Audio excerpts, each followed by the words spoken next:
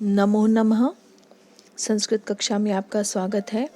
आज की कक्षा में हम करेंगे कक्षा 8वीं की संस्कृत की पाठ्य पुस्तक रुचिरा भाग 3 से 10वां पाठ है नीति नवनीतम का अभ्यास। इससे पहले के वीडियो में हम इसकी व्याख्या और शब्दार्थ कर चुके हैं, तो आइए शुरू करते हैं। सबसे पहला प्रश्न है, देखिए,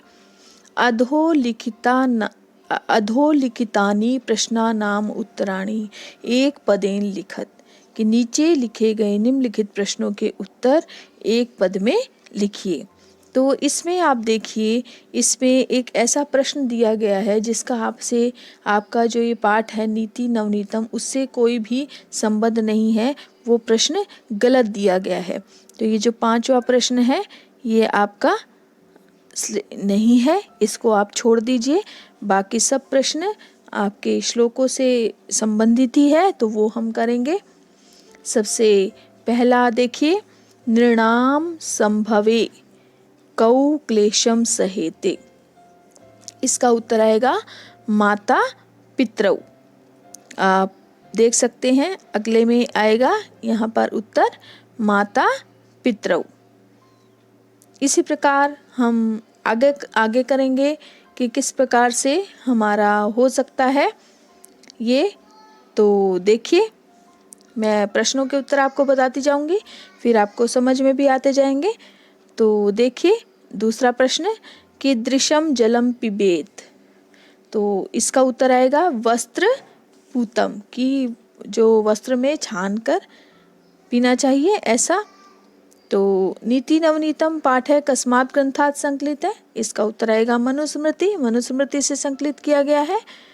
फिर है अगला प्रश्न, कीदृशीम वाचम वदेत, कैसी वाणी बोलनी चाहिए, सत्य पूताम।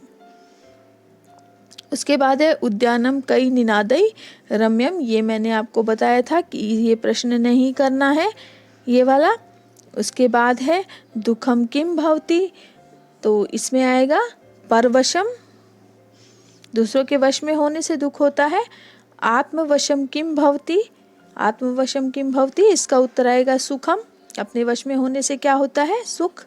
उसके बाद आखिरी है इसमें कीदृशम कर्म समाचरेत, इसका उत्तर आएगा मन है पूतम, कि मन के अनुसार, मन के द्वारा बताया गया, जो हमने श्लोक पढ़ा था मन है पूतम, तो मन के द्वारा जो पवित्र है वही आचरण करना चाहिए।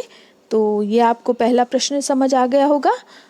इसके उत्तर भी दिए गए हैं, आप देख सकते हैं, तो आप इनके उत्तर भी नोट कर सकते हैं। ये सब उत्तर सभी प्रश्नों के दे दिए। ये 5वां मैंने आपको कह दिया था कि ये नहीं करना, ये आपके सिलेबस के अंदर नहीं है, श्लोकों के अंदर ये इससे रिलेटेड कोई भी श्लोक नहीं दिया गया, और ये सभी हमें करने हैं।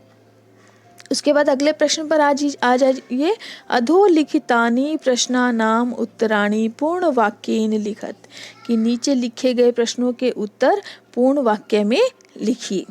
सबसे पहला प्रश्न है, पाठे अस्मिन् सुख दुखयो किम लक्षणम उक्तम, तो इसका उत्तर होगा, देखिए, पाठे अस्मिन् सुख दुखयो लक्षणम अस्ति परवशम सर्वम दुखम आत्मवशम च सर्वम सुखम, कि दूसरों के वश में होने से दुख होता है और अपने वश में होने से सुख मिलता है। तो आप देख सकते हैं। इसके बाद है हमारा अगला प्रश्न, वर्ष शतई अपि कस्य निष्कृति कर्तुम न शक्या, तो इसका उत्तर आप देख सकते हैं क्या होगा हमारा अगला। इस प्रश्न का उत्तर देखिए, वर्ष शतई अपि माता पितरौ नृणाम संभवे यम क्लेशे सहेते तस्य निष्कृति कर्तुम न शक्या। उसके बाद हमारा तीसरा प्रश्न है, देखिए, त्रिषु तुष्टेषु तपः समाप्यते, वाक्ये अस्मिन् त्रये के सन्ति, इस वाक्य में 3 क्या है, तो 3 हमारे इस वाक्य में क्या है, 3 वाक्य अस्मिन् त्रये माता पिता आचार्य सन्ति, की 3 है, ये कौन है, माता पिता और हमारे गुरु। उसके बाद अगला प्रश्न देखिए हमारा क्या है, अस्माभि कीदृशम कर्म कर्तव्यम, अस्माभि कीदृशम कर्म कर्तव्यम, तो इसका उत्तर क्या आएगा, इसमें हम देख सकते हैं यत कर्म कुर्वतः अस्य आत्मने परितोष सयात तत्कर्म अस्माभिः कर्तव्य, कि जिस कर्म को करने से हमारी आत्मा संतुष्ट होती है वही कर्म हमें करना चाहिए। उसके बाद आगे देखिए 5वां प्रश्न, अभिवादनशीलस्य कानि वर्धन्ते। तो इसका उत्तर क्या होगा, देखिए हमारा आगे दे रखा है इसमें। तो ये देखिए अभिवादनशीलस्य आयु विद्या यश बलंच एतानि चत्वारि वर्धन्ते, कि आयु विद्या यश और बल ये 4 बढ़ते हैं। उसके बाद अगला प्रश्न देखिए हमारा क्या है, सर्वदा केशाम प्रियम कुर्यात। तो इसका उत्तर हमारा होगा, तो आप देख सकते हैं सर्वदा माता पिता आचार्याणाम प्रियम कुर्यात, कि हमेशा माता पिता आचार्य का ही प्रिय करना चाहिए। तो ये सारे प्रश्नोत्तर आपको समझ आ गए होंगे, इसके प्रश्न हैं और साथ में इसके सारे उत्तर भी दिए गए हैं। आगे देखिए अगला प्रश्न 3, स्थूल पदान्या अवलंब्य प्रश्न निर्माणम कुरुत। स्थूल पद का अवलंबन करते हुए प्रश्न निर्माण कीजिए। तो इसमें देखिए सबसे पहले क्या है, वृद्धोपसेविन आयुर्विद्या यशो बलम न वर्धन्ते। तो इसमें जो हमारा दिया गया है न, इसमें न नहीं आएगा, ये गलत दिया गया है। तो इसको आप अपनी बुक से इसको न को काट दीजिए। तो इसमें प्रश्न वृद्धोपसेविन, वृद्धोपसेविन की जगह क्या आएगा, कस्य, कस्य आयुर्विद्या यशो बलम वर्धन्ते। उसके बाद आएगा अगला है मनुष्य सत्यपुताम वाचे वदेत। तो इसमें सत्यपुताम की जगह आ जाएगा कीदृशम, मनुष्य कीदृशम वाचे वदेत। उसके बाद है त्रिषु तुष्टेषु सर्वम तपः समाप्यते। तो इसमें क्या आएगा, तपः, तपः की जगह क्या आ जाएगा, किम, त्रिषु तुष्टेषु सर्वम किम समाप्यते। उसके बाद आगे देखिए माता पितरौ नृणाम संभय भाष्या क्लेशम सहेते। तो इसमें जो भाषा दिया गया है, ये जो भाषा है वो गलत दिया गया है, इसको आप अपनी बुक से काट लीजिए। माता पितरौ आएगा यहाँ पर, माता पितरौ, पितारौ लिखा हुआ है, माता पितरौ, इसकी जगह पर आएगा कौ, कौ नृणाम संभवे क्लेशम सहेते। उसके बाद है तयोहो नित्यम प्रियम कुर्यात। तो इसमें तयो की जगह आएगा कयोहो, कयोहो नित्यम प्रियम कुर्यात। तो इसमें देखिए ये सारे इनके उत्तर दिए गए हैं, ये सभी आप देख सकते हैं। तो इसमें ये जो न है ये हटा देना आपने, और यहाँ पर आपने जो मैं भाषा कह रही थी, भाषा, वो आपने हटा देना है और सभी वैसे के वैसे करने हैं आपने। तो आपको ये समझ आ गया होगा प्रश्न अच्छी प्रकार से। अगला प्रश्न देखिए, संस्कृत भाषाम वाक्य प्रयोगम कुरुत। संस्कृत भाषा में वाक्य प्रयोग कीजिए। तो विद्या दे रखा है यहाँ पर, देख सकते हैं विद्या, विद्या से बना है अभिवादनशीलस्य विद्या वर्धन्ते। उसके बाद है तपः, तपः से बना हुआ है माता पितरौ स्वपुत्रस्य पालने तपः कुरुतः।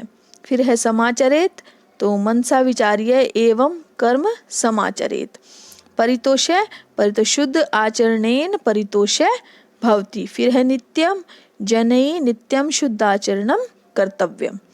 तो इसे वाक्य बनाए हैं, ये समझ आ गए होंगे। उसके बाद अगला प्रश्न देखिए, शुद्ध वाक्या नाम समक्षम आम अशुद्ध वाक्या नाम समक्षम च न एव इति लिखत। कि जो सही वाक्य है उसके सामने आम लिखना है, अशुद्ध वाक्य के सामने नैव लिखना है। जैसे पहला है हमारा अभिवादनशीलस्य किमपि न वर्धते। तो इसका क्या होगा, आप देखिए कि किस प्रकार से हमने इसको करना है। अभिवादनशीलस्य किमपि न वर्धते, तो ये नैव यानी कि गलत है, कुछ भी नहीं बढ़ता किसी का, जो भी अभिवादन करने से वो गलत है। 4 चीज़ें बढ़ती हैं, हमने श्लोक पढ़ा था। फिर माता पिता नृणाम संभवे कष्टम सहेते आम, माता पिता अपने औलाद के लिए, अपने बच्चों के लिए जो बहुत से कष्ट सहते हैं। फिर है आत्मवशम तु सर्वमेव दुखम अस्ति, अपने वश में होने पे दुख मिलता है, नैव नहीं सुख मिलता है। उसके बाद है येन पितरौ आचार्य न संतुष्टा तस्य सर्वम तपः समाप्यते। आम आएगा कि भाई जिसके माता पिता आचार्य जिससे संतुष्ट नहीं होते उसका सारा तप समाप्त हो जाता है, तपस्या समाप्त हो जाती है। तो सब संतुष्ट होते हैं, उसकी सारी तपस्या जो सारी कठिनाइयाँ वो समाप्त हो जाती है। हाँ, जिससे ये तीनों संतुष्ट रहते हैं। उसके बाद है मनुष्य सदैव मन है पूतम समाचरित, मन की पवित्रता के अनुसार मनुष्य को हमेशा आचरण करना चाहिए, आम होगा इसका। फिर उसके बाद है मनुष्य सदैव तदेव कर्म कुर्यात ये अंतरात्मा तुष्यति, ऐसे ही कर्म करने चाहिए जिससे अंतरात्मा संतुष्ट हो, आम। तो ये आम और नए वाले आपको समझ आ गए होंगे। उसके बाद देखिए प्रश्न आगे है, क्या प्रश्न है देखिए। समुचित पदेन रिक्त स्थानानि पूर्यत, समुचित पदों से रिक्त स्थानों की पूर्ति कीजिए। इसमें ऑप्शन में 3-3 दे रखे हैं ऑप्शन, वो सही कौन सा होगा वो हमें देखना है। पहला है माता पितृ तप से निष्कृति डैश कर्तुम शक्या, तो इसमें क्या आएगा वर्ष शतैरपि, इसके अंदर यहाँ आ जाएगा। उसके बाद नित्यम वृद्धोपसेविनः डैश वर्धन्ते, तो नित्यम वृद्धोपसेविनः इसमें आ जाएगा चत्वारि वर्धन्ते। उसके बाद है त्रिषु तुष्टेषु डैश सर्वम समाप्यते, तो इसमें क्या आ जाएगा तप, तप सर्वम समाप्यते। उसके बाद है एतत् विद्यात् डैश लक्षणम सुख दुःखयोः, तो इसमें आ जाएगा समासेन। उसके बाद है दृष्टिपूत्यम निषेध डैश, इसमें आ जाएगा हमारा पादम।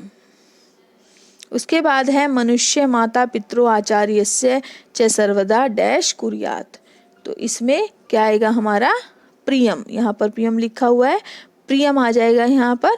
तो ये सारे आपके खाली स्थान है, रिक्त स्थान है, तो इसके उत्तर भी आगे दिए गए हैं, आप देख सकते हैं। इसमें वर्षतैरपि चत्वारि तप समासेन पादम प्रियम, तो ये सारे दे रखे हैं, आपको ये प्रश्न भी समझ आ गया होगा। उसके बाद हम चलते हैं अपने अगले प्रश्न की ओर। वो देखिए मंजुषाते चित्वा उचित वाक्येन वाक्य पूर्ति, उचित व्ययन वाक्य पूर्ति कुरुत, मंजुषा से उचित अव्यय चुनकर वाक्य पूरे कीजिए। तो अव्यय चुनने हमने ऊपर दे रखे हैं, देखिए आप बॉक्स में देख सकते हैं। तो सबसे पहला है तयो डैश प्रियम कुर्यात, तो इसमें क्या आ जाएगा, इसमें जो दे रखा है तयो, तो इसमें आ जाएगा हमारा नित्यम।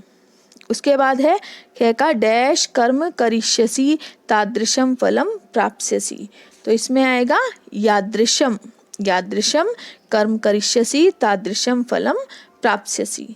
उसके बाद है वर्ष शतई डैश निष्कृति न कर्तुम शक्या, तो इसमें आ जाएगा अपि, अपि आ जाएगा हमारा वर्ष शतई अपि निष्कृति न कर्तुम शक्या।